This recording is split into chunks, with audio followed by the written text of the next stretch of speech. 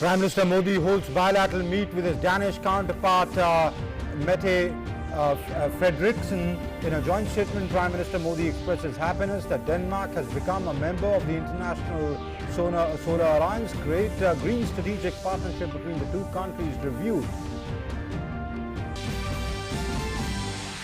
Danish Prime Minister in a joint statement says PM Modi is an inspiration for the rest of the world. Adds that the visit will strengthen cooperation in the field of green energy and environment.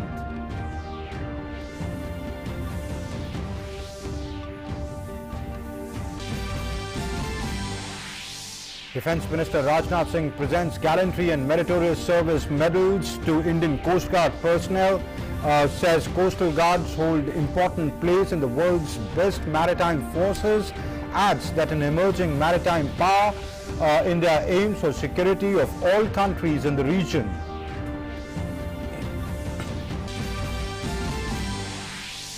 Mutual recognition of COVID-19 vaccination certificates begins with Hungary, and Serbia recognizes India's vaccination certificate. The recognition will facilitate mobility for education, business and tourism.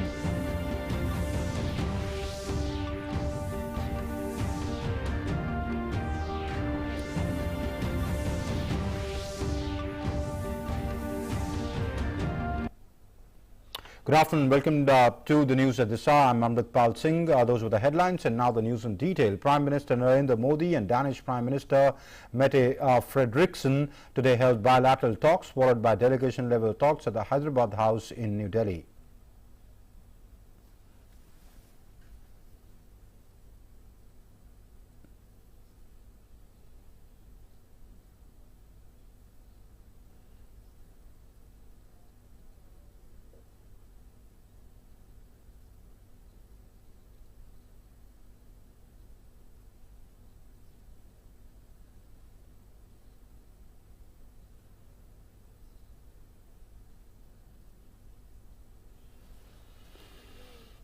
India and Denmark also inked 4 agreements and agreed to expand cooperation.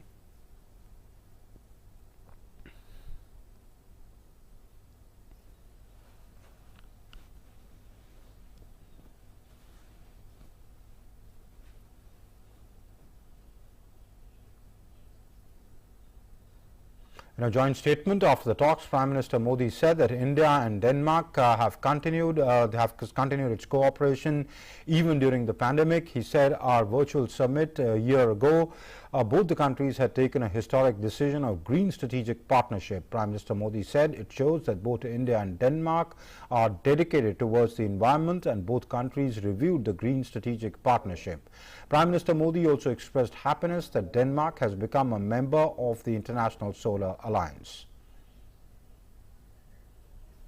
आज से 1 साल पहले हमने अपनी virtual summit में भारत और Denmark के बीच green strategic partnership स्थापित करने का ऐतिहासिक निर्णय लिया था। यह हम दोनों देशों की दूरगामी सोच और पर्यावरण के प्रति सम्मान का प्रतीक है। यह पार्टनरशिप एक उदाहरण है कि किस प्रकार सामूहिक प्रयास के द्वारा टेक्नोलॉजी के माध्यम से पर्यावरण को संरक्षित रख सकते हुए ग्रीन ग्रोथ के लिए काम किया जा सकता है। आज हमने इस साझेदारी के अंतर्गत हुई प्रगति को रिव्यू भी किया और आने वाले समय में क्लाइमेट चेंज के विषय पर सहयोग बढ़ाने के लिए अपनी प्रतिबद्धता को भी दोहराया।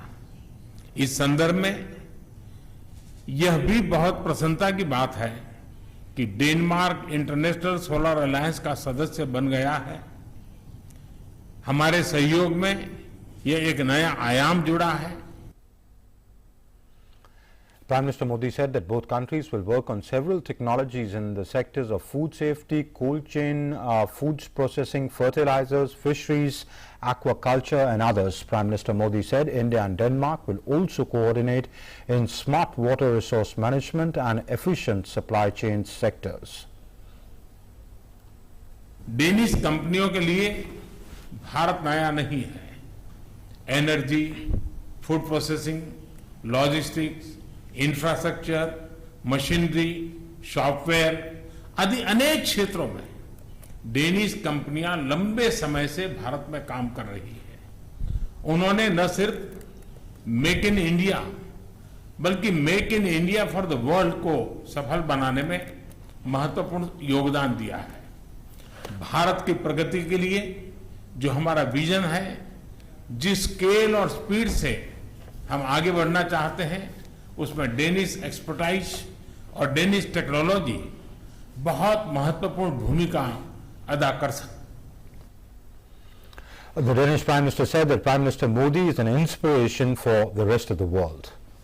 I'm also proud that Danish solutions play a key role when it comes to your very ambitious targets, and I think you are an inspiration for the rest of the world. You have set some very ambitious targets when it comes to clean water for over 1 million households and for renewable energy, including offshore wind. Danish Prime Minister also expressed happiness at Prime Minister Modi accepting the invitation to visit Denmark. I am convinced that India and Denmark have a huge untapped trade and investment potential. And Prime Minister Modi, I am looking forward to continuing our cooperation, and I am very, very proud that you have accepted my invitation to visit Denmark and Copenhagen. And Denmark Prime Minister Mette Frederiksen, who's on a 3-day visit to India, was accorded ceremonial reception this morning at the forecourts of the Rashtrapati Bhavan. Prime Minister Modi received and welcomed the Danish Prime Minister at the Rashtrapati Bhavan. She was given a guard of honor on the occasion.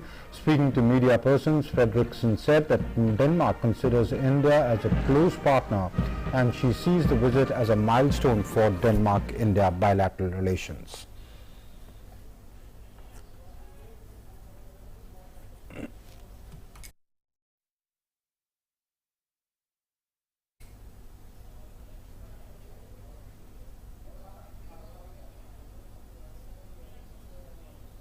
We consider India as a very close partner to Denmark, and therefore I see this visit as a milestone for our bilateral contacts and for our cooperation. Last year, Prime Minister Modi and I were able to sign and agree on a green strategic partnership. And today, gladly we can meet here in Delhi to be more concrete when it comes to renewables, when it comes to wind, and when it comes to water. And what we see is a very ambitious Indian government who really wants to take a great responsibility when it comes to the green transition in India and in the world. And I am very glad that we are able to have a cooperation about the green transition. And later the Danish Prime Minister went to Rajghat and paid floral tributes to the father of the nation, Mahatma Gandhi. Danish Prime Minister Frederiksen will call on President Ramnath Kovind and hold bilateral talks with Prime Minister Modi. She will also meet External Affairs Minister Dr. Jaishankar, and India and Denmark will discuss the regional and multilateral issues of mutual interest. Several agreements were signed after the talks. Denmark Prime Minister will interact with think tanks, students and members of the civil society.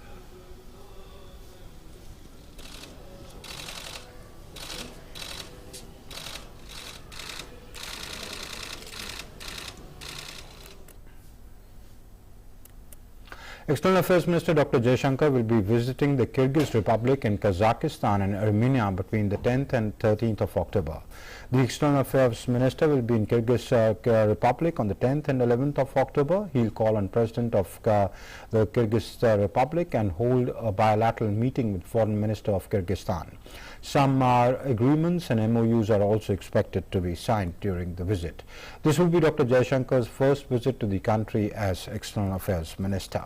Dr. Jaishankar will be in Kazakhstan from the 11th to 12th of October, where he will attend the 6th ministerial meeting of the Conference of Interaction and Confidence Building Measures in Asia and Nur Sultan. Kazakhstan is the current chair and initiator of the SICA Forum. The External Affairs Minister is expected to hold bilateral talks with Deputy Prime Minister and Foreign Minister of Kazakhstan and call on the Kazakh leadership. After Kazakhstan, he will then head to Armenia, where he will be till the 13th of October. He will hold bilateral meetings with his Armenian counterpart, as well as call on the Prime Minister and the President of the National Assembly of Armenia. This will be the first ever visit of External Affairs Minister of India to independent Armenia. India has been battling against COVID-19 pandemic by timely tracing, tracking and treating. The country is being successful in containing the spread of the virus. 19,740 new cases were reported in the country in the last 24 hours. Active cases account for less than 1% of the total cases. It remains the lowest since March 2020 and is currently at 0.70%. Active caseload stands is the lowest at in the 206 days and is now 2,36,643. Recovery rate is the highest since March 2020 and is currently at 97.98%. 23,070 patients recovered in the last 24 hours. That has increased total recoveries to 3,32,48,291. Weekly positivity rate is below 3% for the last 106 days and is at 1.62%. The daily positivity rate is less than 3% for the last 40 days and stands at 1.56%. Testing capacity in the country has been ramped up. A total of 58.13 crore samples have been tested so far. In a significant achievement, India's COVID-19 vaccination coverage has crossed 93.99 crore mark. Cumulatively, 93 crore 99 lakh 15,323 beneficiaries have been vaccinated so far. More than 79 lakh 12,000 vaccine doses have been administered on Friday.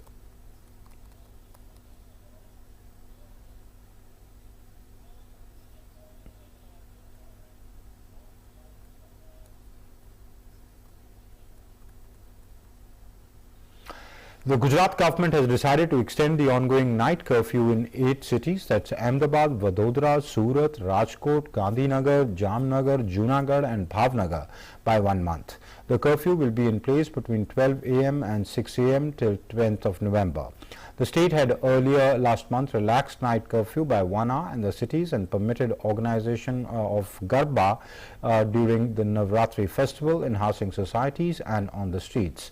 This year, however, commercial organization of Garba events will not be allowed.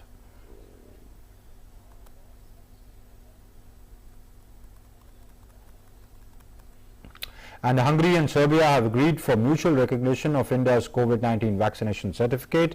Sharing the information, Ministry of External Affairs spokesperson Arindam Bakshi in a tweet said that traditional friendship with Serbia translates into mutual recognition of COVID-19 vaccination certificates.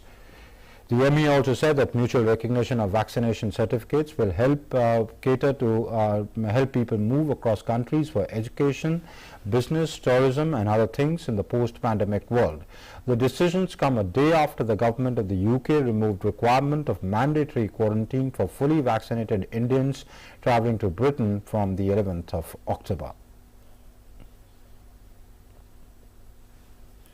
On the occasion of the Territorial Army's 72nd Raising Day, Union Minister for Sports Anurag Singh Thakur and Director General of the Territorial Army, Lieutenant General Preet Mohinder Singh, donated blood at the Territorial Army camp on Saturday.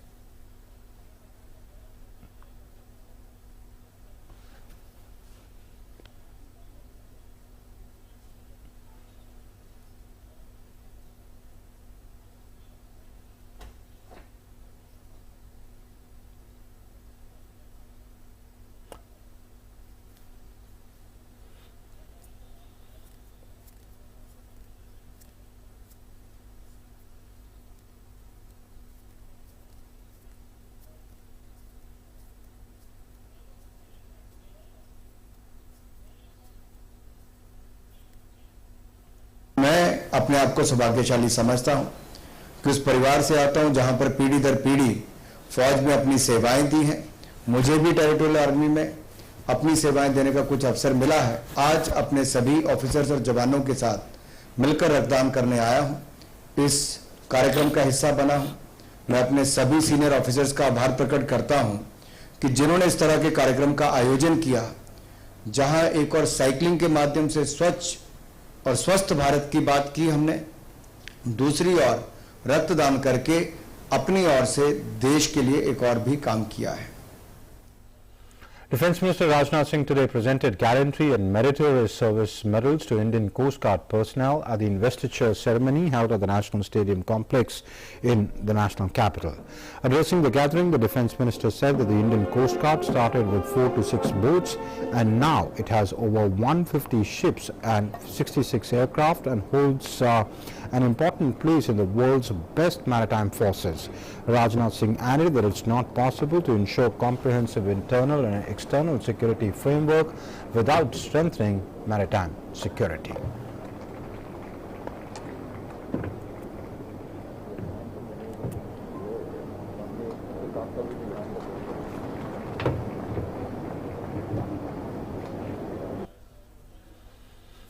Maritime security को ensure किए बिना एक comprehensive internal और external security framework बनाना किसी भी सूरत में संभव नहीं है। इंडिया के मैरीटाइम जोन्स को सेफ, सिक्योर और पॉल्यूशन फ्री रखना हमारी सुरक्षा जरूरतों, इन्वायरमेंटल हेल्थ और इकोनॉमिक डेवलपमेंट को एक साथ इंश्योर करता है। मुझे ये कहते हुए बेहद खुशी हो रही है कि हमारा इंडियन कोस्ट गार्ड इन सभी चैलेंजेस को एक साथ सक्सेसफुली एड्रेस कर रहा है।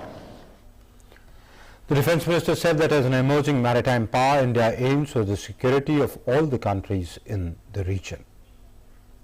एक राइजिंग मैरीटाइम पावर होने के चलते हमारी प्रॉस्पेरिटी बहुत हद तक समुद्र पर निर्भर है। इसलिए अपने साथ साथ क्षेत्र के सभी देशों की सुरक्षा और प्रगति हमारा एक यह प्रमुख उद्देश्य है।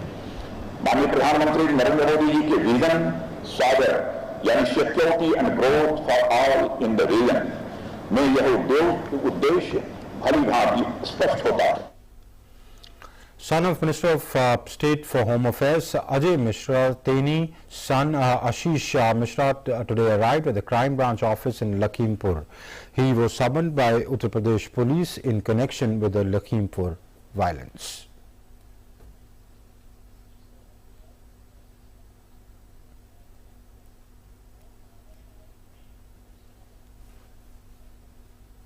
The Narcotics Control Bureau has summoned film producer Imtiaz Khatri to appear before it today in Mumbai in connection with the cruise ship raid case. Earlier in the day, the agency conducted a raid at the residence and office of film producer in the Bandra area of Mumbai. Imtiaz Khatri's name came up during the interrogation of Achit Kumar, who was arrested earlier this week for possession of drugs.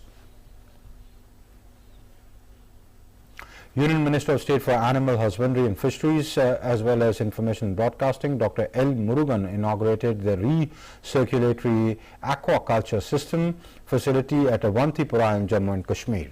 Developed by young entrepreneur Hina Pare under the Pradhan Mantri Matsya Sampada Yojana. On this occasion, he termed this as an inspiration to the youth of Jammu and Kashmir on the path of development and said that this proves to be a great tool for women's empowerment along with making the youth self-reliant.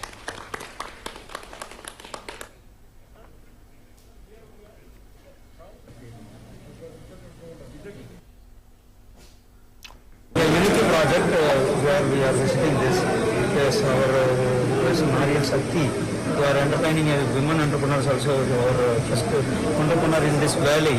She set up this unit. She is in graduate. She is studying in BBA. So while she is studying, she become an entrepreneur and she is developing this Unity project here under the Prime Minister Matsya Sampada Yojana. Every day DD India brings you a special story in India's freedom struggle in which we remember our freedom fighters and heroes. In today's saga of freedom, we remember legendary freedom fighter Dr. Saifuddin Kichlu. He sacrificed his life for the country on the 9th of October 1963. He was the one freedom fighter who filled many with nationalism and drew young Indians to the nationalist cause. Dr. Kichlu led the protests against the draconian Rowlatt Act of 1990. We will also learn about the great freedom fighter Satyavati Devi, who extended hospitality to the freedom fighters.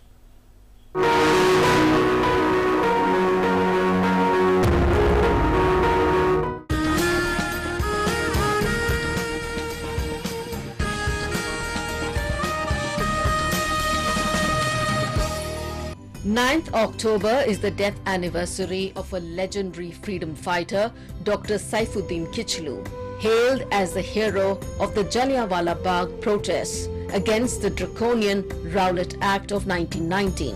Dr. Kichlu was also a founding leader of the Naujawan Bharat Sabha, which rallied thousands of students and young Indians to the nationalist cause.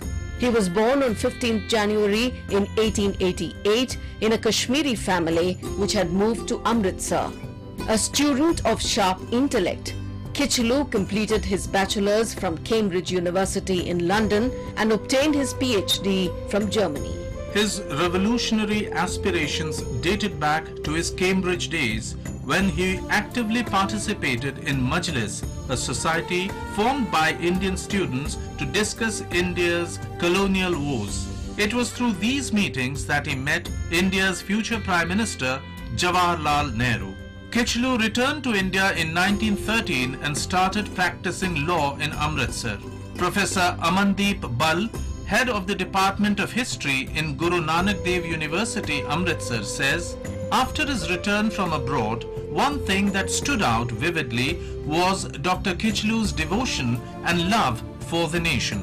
Doctor Saifuddin Kitchlew जब आए तो उन्होंने आके देखा कि अगर हमें हिंदुस्तान को आगे लेके जाना है तो हमें मिलके काम करना चाहिए। यही वजह थी कि अगले दिनों में उन्होंने काफी सारी ऐसी एक्टिविटीज में पार्टिसिपेट किया कि यहाँ पे ये चीजें प्रमोट हो जाए। Deeply influenced by Mahatma Gandhi and the national movement, Dr. Kichlu left his legal practice to join the cause. In March 1919, the Imperial Legislative Council passed the Rowlatt Act, which empowered the government to put people in jail without trial. Dr. Saifuddin Kichlu was one of the leaders who protested against the legislation. Professor Amandeep Bal says Dr. Kichlu's oratory was very powerful. उन दिनों में बड़ी-बड़ी meetings होती थी जिनमें लोग इनको सुनने के लिए जाते थे क्योंकि डॉक्टर सैफुद्दीन किचलू बहुत बढ़िया ओरेटर थे। वो हिंदुस्तान की बात भी करते थे, कम्युनल यूनिटी की भी बात करते थे, साथ में सत्याग्रह की बात करते थे, तो लोग उनके साथ जुड़ते थे। On 9th April 1919, Dr. Kichlu and another freedom fighter, Dr. Satyapal, helmed an anti-government procession that progressed through the heart of Amritsar. The two leaders were arrested and interned in Dharamshala. On 13th April 1919, a meeting was called in the Jallianwala Bagh to protest the arrest. As the meeting was underway, British Brigadier General Reginald Dyer ordered his troops to open fire on the peaceful protesters. The troops fired 1,650 rounds of bullets at the gathering, killing around 1,000 as per the Indian National Congress. The government released Dr. Kichlu in December 1919. He was a staunch advocate of communal harmony, strongly opposing the idea of partition along religious lines. Dr. Kichlu suffered a cardiac arrest and passed away on 9th October 1963. On his death, Jawaharlal Nehru remarked that he lost a very dear friend who was a brave and steadfast captain in the struggle for India's freedom. It was also on this day in 1942, freedom fighter from Punjab, Satyavati Devi, made a daring act of replacing the British flag with the Congress flag in Lahore jail. Popularly known as BG or Mataji, Satyavati had been arrested on August 26, 1942, along with her 3 young children. While in prison, she organized a protest over the deplorable conditions political prisoners were forced to live in. At 5 a.m. on October 9, 1942, she rallied fellow prisoners and replaced the British flag atop the women's jail with the Congress flag. Satyavati Devi, the granddaughter of Swami Shraddhanand and the mother of former Vice President of India Krishan Kant, hosted freedom fighters such as Mahatma Gandhi, Jawaharlal Nehru and Bhagat Singh. She often fed Bhagat Singh with her own hands. She extended hospitality to the freedom fighters even as her husband Lala Achint Ram, a freedom fighter who was popularly known as the Gandhi of Punjab, spent considerable time in British jails in Lahore. On the night before he left Lahore, nationalist leader Chandrasekhar Azad hid in her house. She left for a heavenly abode on 26 October 2010. Satyavati College of the University of Delhi is named after the great freedom fighter.